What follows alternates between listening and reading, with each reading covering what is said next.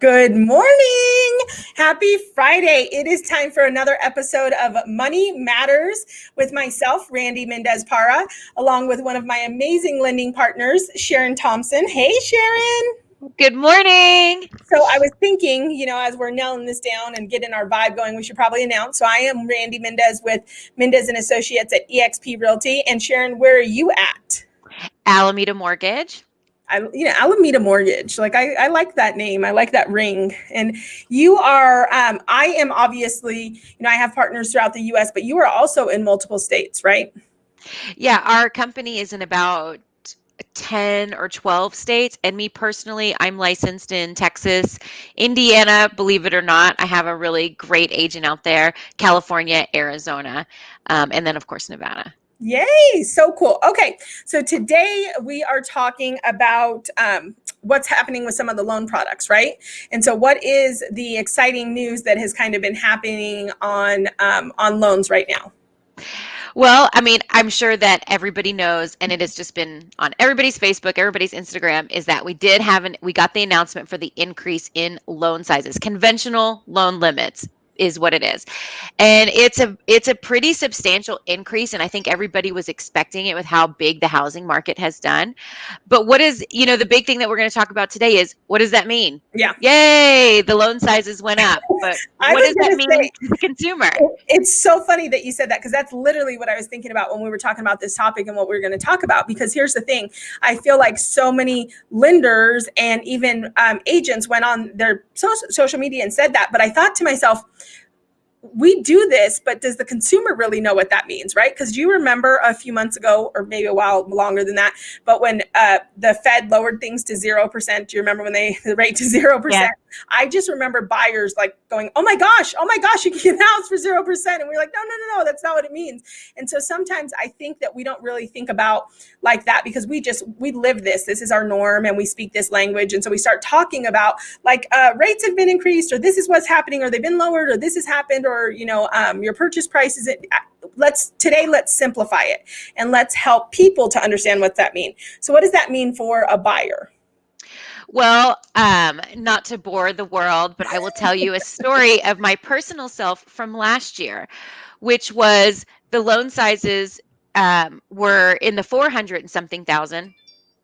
And I really wanted to buy a house 500 plus.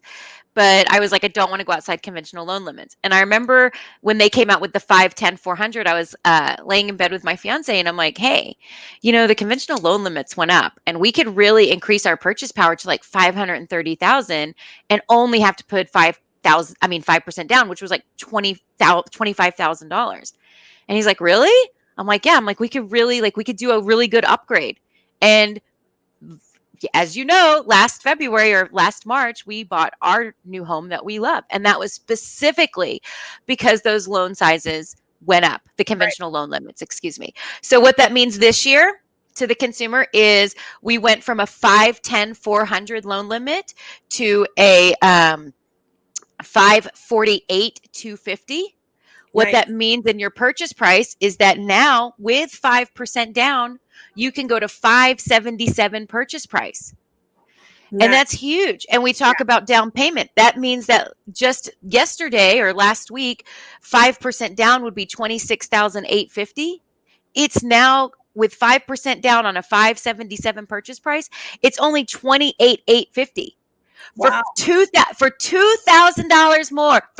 You can get for $2,000 more, you can get a house for $577,000. Yeah, that's huge, because before anybody in that price range would have to start looking at jumbos, right? Exactly. You're looking at jumbos. You were looking at 10% down.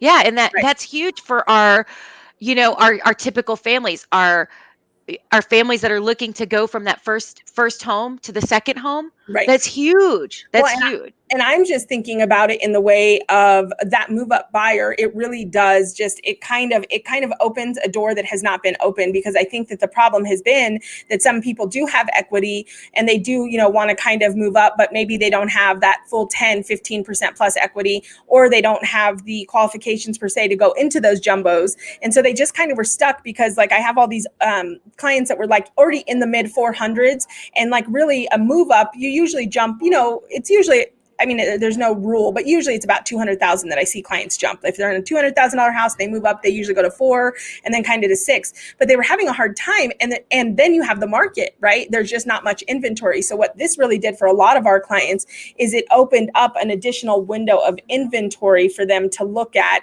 that is now within their purchase power. And so now it's like, oh, this is possible, kind of the same scenario you were just talking about. Like it literally went from, yeah, but what could we even buy, still being within the conventional product, to, oh my gosh, we totally have some options now. Right. Exactly. And what it talks about when we say, when we go to that 10% down, I had quite a few clients that were looking in the $600,000 range, 650, and I kept saying, you're going to be jumbo. You're going to be jumbo. And they're scraping together trying to get a $100,000 down payment to not go jumbo, 150. And now that really frees up those clients as well to only have to put, 10% down, as opposed to a lot more than that too. So, nice. And what does that mean for your agents? Yes. So tell me some perks that we should be talking about, and we should be empowering our buyers to know. I mean, I think that this goes once again hand in hand with a client that's now looking to buy a higher price point. Right. This means that your agents are also able to list in a higher price point. And those sellers are now going to be able to get that higher purchase price that they didn't think that they could get. And I know that they're getting it like wildfire right now, but it is going to open up the door to more, like we said, those houses kind of in that mid-range. You're going from your first home to your second home, but you're not quite ready for that retirement home or that, $1 million home or whatever. Right. The dream home. Or in my case, the dream ranch, right? Right. You know what? I didn't even think about that perspective. And I think that that's what's really powerful too about this, is that obviously when we talk about, the loan limits increasing, we immediately think about the buyers, but you hit a really good nail on the head as to the sellers, because it increases the buyer pool. And you are right. This is definitely a seller's market, and it's an unprecedented seller market at that, right? But we do see that as you kind of go up above that median, it doesn't move quite as fast. And so anytime that you can have additional interest on a property, that's good for a seller. And that's what this does as well. And so that's a great point, that if somebody's kind of on the fence, and we've talked about it in the last couple of weeks about selling during the holidays. And this is just kind of, in my opinion, another reason, especially if your home now would be within those conventional limits. This is a great idea, because now there's going to be additional buyers from this pool that could be interested in your home. Right.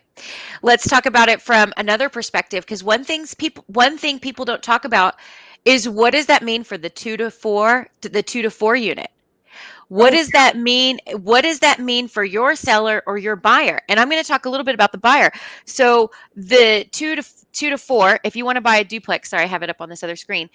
A 2 unit is now $702,000 loan limit.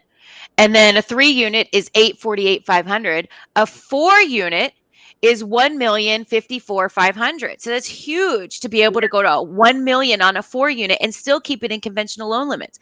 What does this mean right now? We've talked a lot about empowering our buyers, making smart decisions, making future decisions. You do know that you can also buy a 2 unit, 3 unit, or 4 unit. And if your client wants to live in it, they still only have to put 5% down. And they only have to live in it for 1 year. That's it. And that's primary residence. Huge. I have one client in mind that comes to mind. He was a young kid, and gosh, I think he bought for me his first house at like 19 or 20. And he actually was in contract on a duplex, and that was his plan. He was going to live in one, rent the other one. And then I don't remember exactly, but something happened with the product, and we fell out of escrow on that one. And so we ended up doing a single family. And I recently sold his single family, and he is kind of in this exact place of like, how do I now go to, especially for him, because for him, 1 year in one of those units is a no-brainer. He is military, so he's not home all the time. He doesn't have a big family, so it makes total sense. And so, talk about the game changer that can be. Like you said, 1 year from now, you could move on if your life changes. 2 years from now, and get that get yourself a different primary, but still have this investment property. So I think that that's huge, because here's the thing. I think when you start looking at those multifamilies, the thing that really stops the average person, the everyday person, from being able to begin to invest in them are the down payments, right? Because Right. I mean, so often, people don't have tens of thousands of extra dollars, and then trying to get those huge down payments together is really tough. Whereas now I feel like this is much more realistic. Absolutely. I agree 100%. And I think that what sets ourselves and other agents apart is when we can talk to these things. We're not just that order taker that's like, okay, single family, Coming up. 450 coming up.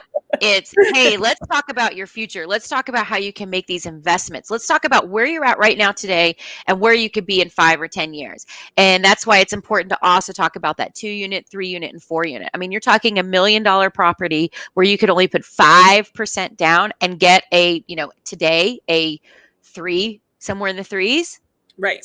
So yeah, and what is that going to look like? I mean, you're probably going to cash flow. I mean, honestly, I obviously we don't have a particular property we're talking about, but I feel like it's a pretty good odd you're going to cash flow right from the bank, from the beginning, and that's huge because as somebody who did property management for years, I mean, I know of clients who did good, but I mean the way that interest rates were, the way that loan limits were, the way that down payments were. I know clients that had to come in with 20% down, and they weren't looking at cash flowing for 2 to 3 years, and it still made sense, but they were looking at a long-term game. And I think that this is what I think really happens here is the upfront sacrifice has been lessened, and you still get the long-term reward. Like that's how I would summarize it. right. And one thing to think about too in an agent's world, because you guys don't do the lending, is don't ever look at a client like, okay, maybe their income isn't enough, because remember, we can use the income on the other units to qualify them. So if you're Right. like, there's no way this client can afford a $1 million property, maybe they can, because we can use those rents. And like you said, when we talk about it in the 3% interest rate on a 2 to 4 unit, and they're going to have cash flow from day one. Right. Once again, we're really setting our clients up for a good future. Yeah. And I think that is really powerful to know, because I don't think, again, here's the thing is I think that, a lot of us, just kind of get into a hamster wheel, if you will. Like, we service a first time buyer, or we service, this one particular client, and we just don't really think about it. And right now with buyers, I just think it is imperative that you as a real estate professional, we as real estate professionals are exploring every single avenue. We're getting creative. We're trying to figure out what we can do, because here's what I believe. I believe it's tough right now for buyers to be in this market. I believe you have limited options, but I believe that we need to come in as the gatekeeper of information and lay every option on the table to help these buyers to get into the process. Because what I do know from years and years of experience is it's a rare thing to be able to outsave or outwork the equity that you're going to gain. So, it's a matter of, you might have to shuffle, and it might take 2 or 3 years to get them exactly where they're trying to go. But heck, if you go into a duplex and you can at least get them in by offsetting that second income, that income from the other unit, and you get them into the game, at least get them capturing some of these equity, even if we don't continue to see the equity that we have, which is crazy high. Even if we don't see it, they're still going to be sitting in a better place 3 years from now than they would if they don't get into real estate. Exactly. Last thing I want to talk about with the loan limits, it's let's not forget. I mean, I know that we have a lot of contacts outside of Nevada. Let's not forget about the LA, San Francisco, those higher county loan limits, which are now went from 765, 600 to 822, 375. So the loan limits go all the way up to 822, 375 in those, like I said, LA, San Francisco type counties. Isn't it just crazy? I mean, to just think of like, the price points. I mean, is it just me, or do you think the mortgage industry saw this as a need? Because I feel like it was a true need because of the way that prices have just continued to go up across the country. Yeah, and a huge need. And what we haven't gotten the announcement on is FHA, and FHA usually will follow pretty close to Fannie Mae and Freddie Mac, the conventional loan limits. Right. So that'll be big too, because I know that we've talked about this in multiple counties. So Placer County, right? That's where Lake Almanor, Placer County's conventional loan limit is 598. Is that however Placer? I'm in Plumas. Oh shoot. Okay, I'm sorry. Yeah. I don't know if I got that lucky. Don't get me excited too prematurely. Plumas. Let me look at Plumas real quick to see what their So what we hope for, like in a Plumas County where you've seen huge loan limits, the conventional loan limit will be there. Hold on, let me see why is this not in alphabet? Plumas is 548. Oh, it Plumas is. Well, that's the same as everybody else. Well, no, yeah, 548, 250 for Plumas on conventional. But what I hope to see with FHA is that they really come up in some of these counties like Plumas that saw a huge increase. Right. I hope to see Reno with the FHA loan limits. Like I said, they typically will follow conventional. And since conventional made such a huge jump, hopefully FHA will follow FHA suit. still at 375? Or where is FHA? FHA's that was last year. It's like 430, somewhere in that range. Okay. For like Washoe County. Got it. Washoe County. Got it. No, in Plumas, where is it? Plumas, where is it? Plumas, it was like it was awful. Like 350. Yeah, that's what I was going to say, is that Plumas, that was so again, when we're talking to you buyers, what we're talking about is that you have a buyer that's looking in a market and they're qualified for an FHA product, and they might even have the income and the ability to support a payment at 425, but if they want that FHA product, that product's maxed at 350. And in some markets, so for instance, like Sharon mentioned, we're breaking into the Lake Almanor market. Well, Lake Almanor, if you know much about it, people are referring to it as the new Tahoe, right? The second Tahoe. COVID did a number on a lot of second home markets. And so what people realized is they wanted their own getaway that, was safe and clean in their own. And so some of these markets saw these huge upticks, and now people coming in with these FHA loans are just like, oh my goodness. So I have to say my fingers are crossed to see FHA follow suit. Again, just to get a little bit of relief for the buyers across the board. Even here in Washoe County, I think that, we're just we still don't have that inventory, and buyers are kind of got their corners in a back. And I just have a couple buyers that have just tapped out right now. They just don't have it in them. And I feel like this could be what maybe re-engages them and brings them back in and gives them some more opportunity. So I'm super excited for that. Me too. So, well, what else? Is there anything else that we should know? Obviously, we just came off of a holiday weekend. We're close to going into another holiday weekend. And, this season, I think that people just are not necessarily as focused, but we've already talked about how, really just doing 2 or 3 things right in this season can mean home ownership, in January, right? So anything else that you have as far as tips for buyers out there that they can think of? Not so much for buyers. I would just probably leave with one thing that's been on my mind with especially these new loan sizes is stay close to your buyers over the holidays. Stay close to, not just in the lending, but in the real estate world. Stay really close to your buyers in the sense that people are going to, another stimulus package is talking about coming out, then also taxes. People are going to start doing their taxes right after Christmas. So don't lose touch with them over the holidays. Stay really close to them, because once again, that stimulus check or that tax refund could be the difference between small down payment to, okay, we can buy a house. We can buy a condo. And with that said, we had a client that we closed, young man, single, and he got into a condo for $7,000 total, down payment and closing costs. So that's a refund. That's the difference. Maybe that they have 5,000 and that stimulus check gets them to 7. So just stay really close to your buyers right now. Yeah. And I think that's 2 ways. So I would just say to the people out there, looking at buying, I know, even to my own buyers, this is what I'm saying. I know it can be a little bit, deflating right now. It can be a little bit tough, but the thing that is important is to be in relationship with your lender, in relationship with your agent, and strategizing, looking on market, off market, and then just really looking. I can't tell you how many times we make something happen because we just dive deeper on, okay, how can we get creative with this? How can we get creative with that? And so stay in that relationship. Stay intentional and don't give up on it, because if you want to make homeownership happen, or you want to make that upgrade happen, or maybe, these new limits just opened a super exciting door to you, just give us a call. We would be happy to talk to you. Of course, if you don't already have a great professional, you can contact myself or Sharon. And are we here next Friday? I don't think we're on next Friday because I'm actually in Oklahoma. So, are we on next Friday? I was going to say see us next Friday, but I don't want to say something we're not. I didn't tell you that yet, that I'm in Oklahoma. I saw your post that you're going to something. I can jump on. Let's see. Wait a minute. I say that. Yeah, I can totally jump on because it's like 12 o'clock. I always check my time zones because sometimes I'm like, yeah, I can totally be there. And then I'm like, oh, it's 6 o'clock in the time zone I'm in. Why did I do that? I am actually the funny thing is I'm supposed to go see my grandma for her birthday in Florida. So I will be on a different time zone as well. But let's see if we can Yay! still keep it together. How old is your grandma turning? 87. Oh my goodness, so cool, so cool. I wish I was just telling somebody the other day.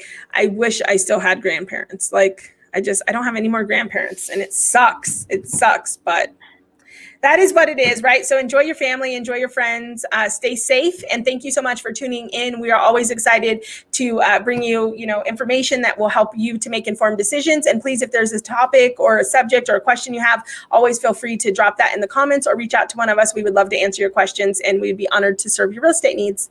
So bye, guys. Bye, Sharon. Have a wonderful day. You too, sweetie. Some updates. Okay. Bye.